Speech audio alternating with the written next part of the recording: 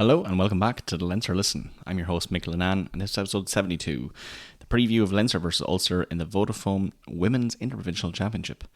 Topics we'll discuss today are the Championship Round 3 predictions, the details of our game, the team lineups, score and player of the match prediction, and a discussion point on what needs to change if we meet Munster in the final again.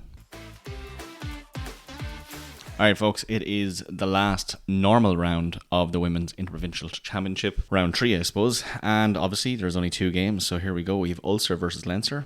I'm obviously going to go with Leinster here, and then Connacht versus Munster, and I do think Munster are going to get that final win that they need. The table after round 2, and as it stands, is currently Munster on top with 10 points. They are, ensured to be in the final. Leinster with 5 points, Connacht with 4, and Ulster with 1. So if you're doing the maths in your head, that means that if Connacht win with a bonus point and we don't win with a bonus point, then we are out of the final. It also means if Connacht literally just get a losing bonus point, I think actually technically we still beat them because it's a round robin kind of situation. What we do need here is a win with a bonus point to ensure that we can get into that final. If Connacht win with a bonus point and we don't win with a bonus point, I'm not entirely sure what happens then, so I'm going to have to look that up after this. But nevertheless, we need the full duck or no dinner. So, details of our game. Well, the kickoff is at 2:30 p.m. tomorrow, August 22nd. Yeah, it's in the Affidea Stadium in Belfast, and the weather there is mainly dry and bright, sunny spells in the east, light showers possible in the northwest, and high around 18 degrees Celsius. That is from Met Éireann, and I do sound probably like a weatherman at this point. Anyway, the referee there is John Purcell, and John Purcell, obviously an IRFU referee. I to be honest, I haven't seen many games of John Purcell. It's probably my own fault. But yeah, look, assistant referees there are Morgan McCartney and Glenda Mellon, both IRFU, and it's nice to see that the IRFU stick to home referees there, so it's great to see. Where you can watch it, I suppose, well, live on Spórt TG4 YouTube channel. All 8 championship games have been across TG4 Sport YouTube there, so fair play to them for covering it. It is quite nice. The only thing is there's no referee mic, so it's a little bit different. And then obviously there'll be match reports on RT News app.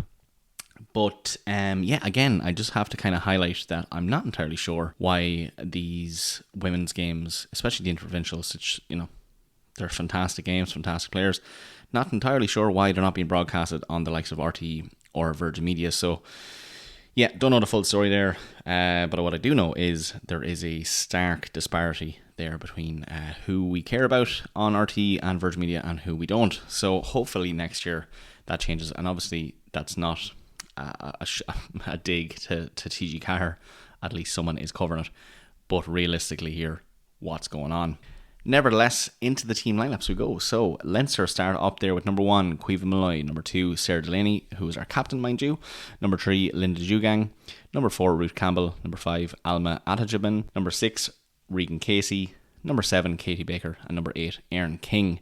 Number 9 there we have Katie Whelan, number 10 Ellie O'Sullivan Sexton, number 12 Eve Higgins, number 13 Aoife Dalton, number 11 Vicky Elmskillen, number 14 Robin O'Connor, and our full back there is Stacey Flood at 15. On the bench there, number 16 Emma Jane Wilson, number 17 Hannah Wilson, number 18 Hope Lowney, number 19 Kate Jordan, number 20 Nikki Gibson, number 21 Alex Connor, number 22 Niamh Murphy, and last but not least number 23 Amy Larn.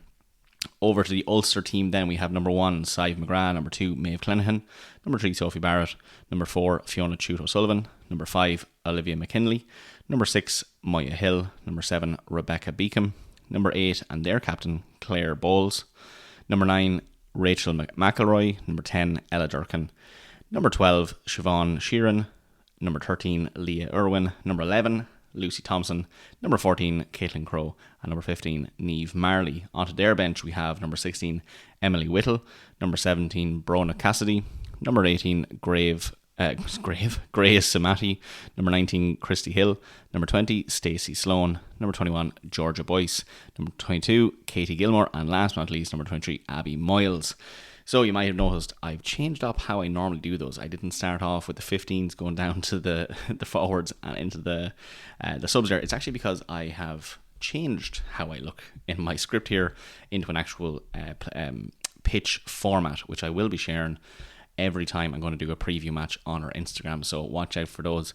I'll start off with that one today as this episode goes out. Now, you might have noticed there that Governor has made 8 Leinster changes. Dan O'Brien and Maggie Boylan drop out there. O'Sullivan, Sexton and Whelan at half back. Casey and Baker first starts in the back row, so fantastic for them. And look, Houston there over in Ulster obviously made 5 changes as well. And, interesting enough, 3 positional switches. So if you haven't heard, India Daly is injured in Cork. Bowles captains with McKinley's first senior start at lock as well. So a lot of chopping and changing, a lot of differences there. Ulster coming off of a very heavy defeat, which they definitely need to fix. And then on top of that, Leinster are going with a 4-4 bench split. So keeping on, I suppose, with the status quo of what they've been doing. It has worked, I suppose. Why not change it? Or why change it, I suppose? Don't fix something that isn't broken. But Ulster are actually going with a 5-3 bench split. So very interesting there how that's going to shape up when it gets into the game. Well, who to watch, I suppose, in terms of that? We'll start off at Leinster, obviously. And we've Stacey Flood there. So back-to-back starts at full back after a try-scoring return against Connacht. So massive game. I am play for her, and she's played a fantastic game against Connacht. So she's going to link in there with O'Connor and Vicky Elms-Kinlan in the back 3. So I definitely think she's going to be one to watch. Next up, we have Ellie O'Sullivan Sexton. So huge opportunity here at 10, with Dan O'Brien rested for potentially the final. So huge step up there. It's her second only time to play it. And second start at fly half, I suppose, for Leinster as well. So she plays for Old Belvedere. She's obviously partnered up there with her club mate, Katie Whelan. And honestly, it's her time to shine. I think she's going to do fantastic work there. On top of that, she is actually a Westmead native, comes from Mullingar RFC, so one of my own, for my own heart there. So really banking on her doing well, and hopefully she does. And last but not least, there we have Alma Atterman. Look, I'm going to preface this with a little bit of a spoiler. I was actually talking to the director of rugby of Balbriggan there, Jeff. Spoiler alert, obviously, it's coming up, the next club interview. But he was talking her up to the last, and let me tell you, I know for a fact he is not lying. Alma is a fantastic rugby player. She, obviously, if you've watched the Wolfhounds in the Celtic Championship, you'd know yourself that she's a fantastic player. So I'm looking forward to her being brought into this starting 15. So it's going to be absolutely brilliant. Obviously, she's a lock there. She's going to partner up with Campbell in the tight 5. Her physical presence up front is going to be what makes this game. So I know up there with Casey, Baker, obviously debuting in the back row. So fantastic. Can't wait. 3 fantastic players there, and look, we need everything that it takes to do this because we need those 5 points. We need them all, and as I said, full duck, no dinner. Moving over there to Ulster, you have Sive McGrath, obviously an Ireland hooker. Scrummages there against Jugang. She's going to have her, obviously going to have a tough game against Jugang. She's a fantastic player as well. But 21 tackles in 92 minutes across the opening 2 rounds. Fantastic. 10 carries and 2 tackle breaks there. So Saive is one to be reckoned with. We have to watch her and don't let her get the space she wants. Next up there you have Claire Bowles. Obviously captains with Daly injured in Cork, but a very, very experienced back rower. And it is a reshuffled pack, but I'm telling you now, she is going to be absolutely vital to Ulster getting over the line against us. And then very last but not least, Olivia McKinley. So, look, Olivia McKinney obviously she's making her first senior Ulster start at lock, but let me tell you, any of these debutantes have come out, they have shown. So we cannot let Olivia McKinley get any space. She's partnered there with Tuta Sullivan in the engine room. The 2 of them are going to be absolutely stellar. So if they come out, they're going to be hot on the heels for us. It's all or nothing really for them. They have to come out with some points. They're obviously very low down on this table. They do not want to finish where they are currently, and they do have an opportunity because I do think Munster are going to beat Connacht, so they have an opportunity there. If they get the 5 points, not to finish last on that table, and that's what they're gunning for at this point. They want to go out with a strong finish and do not have the same issue they had last week. Now, going into the previous games there, obviously 2025 round 1, Leinster 32, Ulster 21. That was at Energia Park.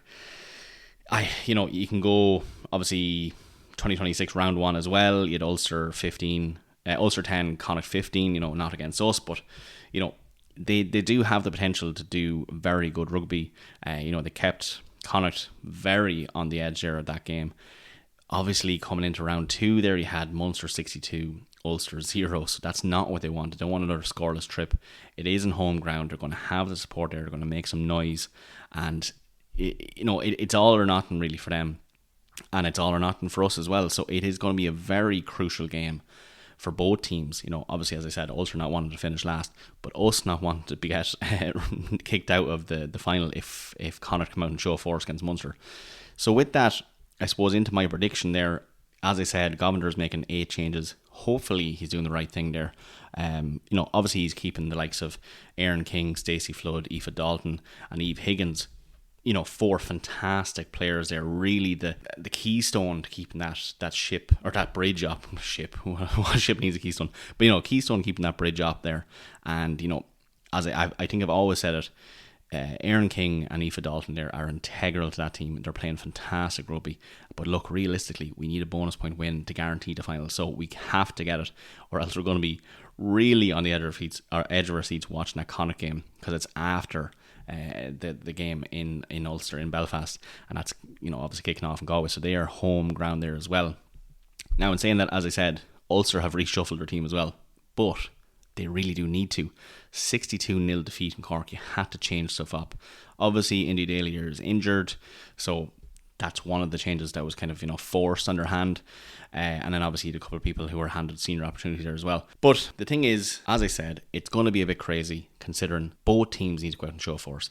So I honestly think what we're probably going to see here, again, the bookmakers, as well as you know me, I don't like to be negative or anything, but the bookmakers also don't have odds for these games, and it does make it quite hard for me to do anything about that. But you know, I completely ruined my prediction last time. But let's go here with, I know Leinster are going to come out. They know, like all things, it doesn't matter if it's the women's or the men's or the under-18s. Whenever we are under pressure, we seem to shine. Pressure makes diamonds, and for some reason Leinster always gets made into diamonds when we need to. So I'm going to go a little bit drastic here. I'm going to say we're going to beat them by at least 20. And I don't think we're going to whitewash them. I don't think it's going to be another situation in Cork. So I'm going to go Leinster 34, Ulster 14. That is 20. Yes, it is. Quick maths. And player of the match here, I'm actually going to give it to Alma Atajaman, because she's been hyped up. She has been hyped up to me by Jeff. I'm convinced. So I'm really gunning for Alma to get a really fantastic game here. And if we do, we are in the final, and I will have a very, very exciting preview for that one as well. So here's hoping, folks, and if I'm right, this will be literally the cherry on top of that cake. Alright, folks, discussion point. Well, I don't want to get ahead of myself, but you kind of have to, right? So I decided this discussion point would be, you know, what needs to change if we meet Munster in the final. And honestly, as I said, we've already met them. They really did show us what they were worth. They really kind of, you know, in parts of the game, they really did embarrass us. Now, obviously, we were very clinical in most aspects of the game. We just couldn't get over the line for a lot of it. So let's kind of discuss exactly how you know, we're supposed to overcome this, and as I said back then, flip the script. But I suppose we can start off by saying, well, don't let them score enough as many tries as they did. Yeah, 7 tries to 3, but that's the easy thing, I suppose. That's the cliche thing. Oh, don't let them score the tries. No, I think it's the mauls, right? So the lineouts and the mauls, I think we cannot have the same story there. I'm assuming that will probably, you know, Govinder's obviously have been looking at that. You could see in the last game there against Connacht that we had improved the lineouts. We obviously made use of our mauls a lot more. I think we were going quick off the top for our lineouts before, which was just probably not the play. Like, we did one maul against Munster straight off the top of the lineout. It was 15 metres out, and we pushed the whole way through to get that over. So I definitely think we need to focus more on getting that front pack ready to maul straight away, no matter where we are. Make ground, make them collapse the mauls, get a little penalty out of it, and go again. So one aspect there definitely is putting some sort of focus there on the mauls, whether we're the one driving them or we're the one trying to defend against them. That has been the key for Munster. They got 3 of them there the first round. We cannot let that happen again. Another thing as well, you know, Bet Buttimer there scored 4 tries.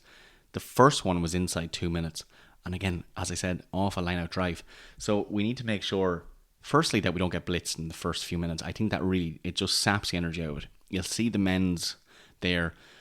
Jesus, more often than not, I started one of these, you know, review episodes talking about how we got a score in the first 5 minutes. And then you might have a lull in the middle. You might have 2 quarters after that are just kind of slow, it'll pay, not the same pace, maybe not the same definition of good attack and rugby, but that will sap the energy out of any team if you concede within the first few minutes, and it definitely did against Munster in the first round. So honestly, if we can just avoid, I think once the digits get to double digits, we're not too bad. I don't think you can probably blame anyone. You definitely won't blame yourself if in the 10th, 11th, 12th minute, after a long piece of play, that you let in a try at that point. No problem. But inside the first 5 minutes is killer there. So we have to make sure that we lock that down, get our defence just ready. Just get them ready. Do not have any gaps. Don't burst out of the line to try get that fantastic tackle that people will be talking about for ages, because if you miss it, the one thing they'll be talking about is the gap you left. So you'll see that coming through. I'm assuming Governor's going to do it. I have every faith that he will, and tell the women there, just do your best for the first 5 minutes, do your second best again for the next 5 minutes, and then you can ease off the pedal. Not ease off the pedal for the rest of the game, but ease off the pedal in the sense that you're not going to get that awful feeling within the first 10 minutes that you let in a try. So I think if we can hold off that, we can hold off the mauls and actually do more do more mauls from our aspect in the attack and play, I think we actually will kind of unlock the defence there against Munster. That's what they were good at. Yeah, as I said, it was 3 or 4 mauls there. I think even one of the tries came off of a very strong maul down. It didn't come off exactly a maul. I think with that, and the other aspect of it being the scrums, you don't have to always win the scrums, but you have to definitely compete. I'm thinking, I did say that maybe the referee could have been a little bit better in round 1, that there was a couple of dropped elbows, there was a bit of early pushing from Munster, just wasn't really flagged, but their excuses, you can't come out of games with the excuse of it's the referee's fault. Obviously, we need to be competitive in these scrums. So, 2 aspects there. I think it's very manageable. Very, very manageable. And we've seen the reshuffle throughout those 3 games where the front pack has been reshuffled. And we're going with a 4. If we keep going with the 4-4, right, we'll have enough to bring on there to make sure we're very competitive in that front pack. So, if we can lock down the lineouts, lock down that first 10 minutes, do not let them in. Jesus, don't let them in that first 10 minutes. And then just get those scrums just competitive. You don't need to win them all. You don't have to, push them back 2.5 meters and win that ball. That's a very tough thing to do. But what you can do is don't let them use it as a platform to get back behind us there. As you've seen time and time again, if you have a scrum, if you're defending a scrum inside of your 10 meters and it's anywhere inside that middle section, you are screwed. You're screwed. It's the key to rugby. As they've always said, I grew up hearing this. Obviously, I didn't play it, but I grew up hearing that you win the scrums, you win the game. And it has to be the case. The front pack is so integral to that. And if you're in the middle section, anywhere inside your 10 metres, and you're giving away a scrum, you're in trouble, because you have to split your defence left and right, because you don't know what player they're going to go with. So I do think, Connacht showed up the attack. It clicked every now and again for them. We haven't really tested the maul defence against Connacht, and that kind of, it made me fearful, because I think Governor might have wanted to, have a post-mortem match against Connacht and kind of say, right, well, we're probably going to have a situation where we have to improve upon what we did in Munster. I say he was probably hoping that they got a lot of penalties that obviously weren't too close to our end goal, and that they went to the line and went for those line-out mauls, but they didn't, you see. So I'd imagine if I could get a fly in the wall inside the training camp, I guarantee there's going to be drills there of the maul defence. You just know it. And if there isn't, I wouldn't say Governor be in the job if that was the case. I know for a fact he is up for the task. Our forward pack is absolutely phenomenal. We're shifting around a couple there. There's plenty of people there in that team that could make it into that final if we get into it. So let me tell you, we lock down those 2 things, we're in a different ball game. As well as that, we are on neutral ground, so that obviously has to play in. People say, it's just a pitch, doesn't matter. No, that's a complete lie. When you are a player in your home ground, you feel a little bit more energy. It's your place. You do not lose in your place. So the fact that it's in Galway is going to be a fantastic thing for, I suppose, probably for us, because it isn't in Cork. It's also fantastic for Munster because it's not in Energia Park. But look, I think the likes, you're probably going to see King, you're going to see Dalton, you're probably going to see Dan O'Brien back. But Maybe O'Sullivan Sexton's probably going to be there. If she has a very good game tomorrow, obviously she'll be up for selection there. Linda Jugang as well. They're all starting. You can imagine that's going to be the thing. Unfortunately, they couldn't flip the script in the first round. I guarantee they can flip the script in the second round for that. So, yeah, I know you're probably saying to me, oh, sure, obviously, Michael, you just picked two things that we did poorly in the first round. No, okay, fair enough, I am. But rugby is a very simple sport. It's a very basic sport, right? You just throw the ball, hope it's backwards, don't drop it, go to the try line. Yeah, happy out, there's your rugby. But there's a piece there where you have to look back at your loss. Losses are fantastic. It's good that we lose. If we don't lose, we'll think we're great, and then we end up in a European Championship final thinking we should be there, and we end up getting trashed. So what happens to losses is you build upon them. You don't just sit back and say, well, that's too bad. If we won the first round, we won against Connacht, we come in against Ulster, win that as well, and then we lose the final, what does that tell us? It tells us what we weren't prepared. It tells us we weren't tested. We weren't pushed to our limits. We weren't forced to make some changes to what we thought was the fantastic way forward. I have every faith in the team. I think they're fantastic women. They will come out against Ulster like a hungry dog looking for its next meal. We are going to do it. But what we have to make sure to do is build upon what we didn't do right against Munster. Fix the story, and we have it. That's pretty much it. A very basic play. I'm not going to go into what type of moves they should do. That's not for me to do. I probably don't even know exactly what they would do. But the two pieces we cannot go wrong in again is the line out maul and the scrums. But I have a feeling that we have a little ace, in our hand there, and we're going to come out. If we do get to the final, I'm getting a bit cocky here even talking about the final. We obviously have one more game to go through. But I'm a little bit, optimistic, and I think we have it. But that's exactly what we want. We want the drive, we want the passion, we want to get into the final. We want to get revenge on those red Munster players. We do not want to give them the opportunity to make show of us again, and I guarantee we won't. Alright folks, that is her. If you haven't already, please do follow us on social media, as I always say. Instagram, Reddit, Blue Sky and Threads. I also have the website now. I'm making active changes to it every time, trying to make it a little bit better, make it look a bit nicer, a bit easier to traverse as well, and that is on theleinsterlisten.com. Very easy to find, has all the links. You can actually listen to all the episodes there if you want. You don't even need to use any of the likes of YouTube or Spotify or any of them. And as I gave you a heads up, a bit of a spoiler there, we do have our next club interview coming out on Wednesday. I'll publish that on Wednesday, probably early morning, just for your commute in, if that's where what the time that most people listen in. And that is with Jeff from Balbriggan RFC. So it was a fantastic interview, probably one of the best. Jeff is a fantastic person, huge passion out there in Balbriggan. Community is huge, and I hope you like it. I definitely did. But as always, thanks for listening.